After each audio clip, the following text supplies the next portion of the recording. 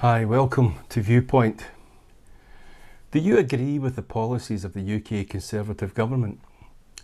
If you live in Scotland, the chances are you don't, because most Scots don't support the Tories.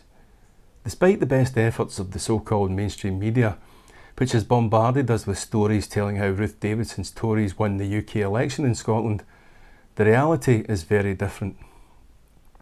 The reported Tory surge saw the party take 13 seats, which was achieved by polling just 28% of the vote.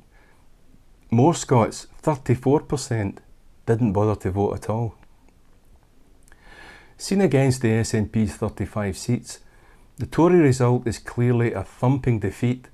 Scotland still overwhelmingly rejects the Conservative Party and its right-wing ideology. So if you're a member of the Tory rejecting majority in Scotland, did you know this potentially makes you part of an insurrection against democracy? Those exact words, insurrection against democracy, were to be used by Tory Prime Minister Margaret Thatcher in her address to the 1984 Tory Party conference in Brighton. Thatcher's comments were a description of anyone associated with the wider Labour movement, the political left, anyone who at the time supported striking miners, anyone who opposed her Conservative government. In the end, Thatcher's conference speech was changed after the IRA bombed the Brighton hotel in which she and other senior Tories were staying. So her inflammatory comments were not made in public. They were, however, what Conservatives actually believed. Anyone who was not with them was against them, and anyone who was against them was an enemy of democracy. No longer did the Tories have political opponents. They now believed anyone who disagreed with them was an actual enemy, and not just an enemy of the Tories, but an enemy of democracy itself. The former Prime Minister's original conference speech is now in the public domain only because some of her personal papers have been released by the Margaret Thatcher Foundation. Of course, it shouldn't surprise us that the Tories held such views. Thatcher had previously described striking miners as the enemy within, equating British workers with the Argentine army that had invaded the Falkland Islands in 1982. Thatcher made no distinction between enemies. She believed they all had to be fought and defeated. In the ditched 1984 conference speech, Britain's Tory Prime Minister was to have said that working class men who were simply defending their jobs and communities were just as dangerous as an invading Argentine army, and indeed were, and this is a direct quote, they were in a way more difficult to fight and just as dangerous to liberty. The beliefs of Thatcher and her Tory party in the 1980s were the beginning of the megalomania that persists today. The Conservatives represent the elite British establishment and believe the interests of the establishment must be pursued over those of the majority. Anything else is seen as a challenge to democracy, and anyone who opposes the Tories is an enemy that must be defeated. UK Tory governments no longer simply implement the policies of a political ideology. They wage war, a war on the working class, those they see as the enemy within. That perceived enemy constitutes men and women who simply don't vote Tory, men, women and children who are not wealthy, men and women who work but are paid so little they require state support to survive, men and women who find themselves without work.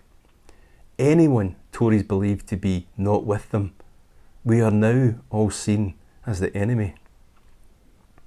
The current UK Tory government, only able to govern with the support of the sectarian, bigoted, homophobic Democratic Unionist Party, is committed to further austerity measures, savage cuts to essential services and public spending.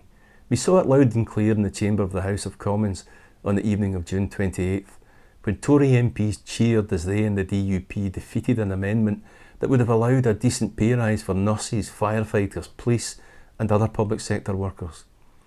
This is nothing short of an ideological war on the working class.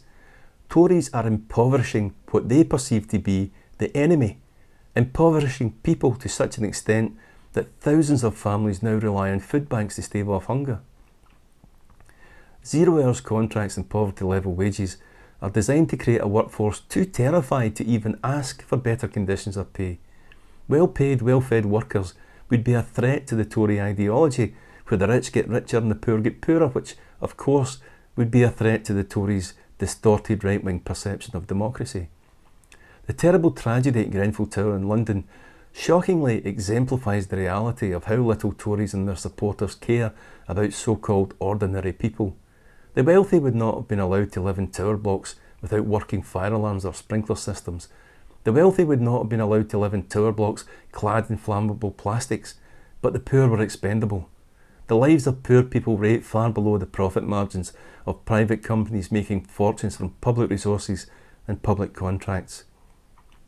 A mainly right-wing media, owned by members of the wealthy elite that benefit from Tory policies, consistently indoctrinates the working class into believing there is no alternative to austerity, or to the structure of society that keeps the rich at the top and the poor very much at the bottom.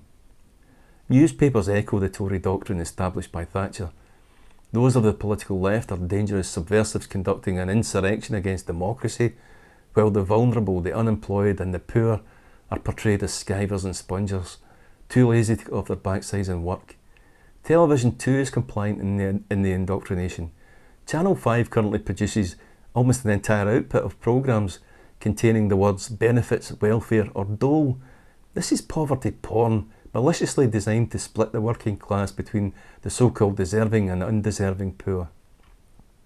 This is Britain in the 21st century, a state where the government operates in the interests of a very small group of wealthy people who in turn fund the party of government. Britain in the 21st century has a government supported by sectarian bigots and which believes opponents are enemies who must be defeated, and that the enemy within is actually the majority of the population. 21st century Britain has a government that works against the people, not for us, and Scotland within the British Union has a government imposed on us despite being rejected by us at the ballot box, and yet the Tories say we, the people, are the ones conducting an insurrection against democracy. The UK Tory government is waging a war, a class war. As revealed by the words of their former leader, they believe we, the people, are the enemy within. We are their enemy because we have the power to end their corrupt system of government. We are in a war and we need to fight back. The Tories are our enemy. Be under no illusions, Tories work every day to keep us in our place, to keep us struggling to survive, to keep the poor on their knees. Governments in a democracy can only govern with the consent of the people. Let's make things unmistakably clear to the Tories. They do not have our consent. Fight back. They can never defeat the power of the people.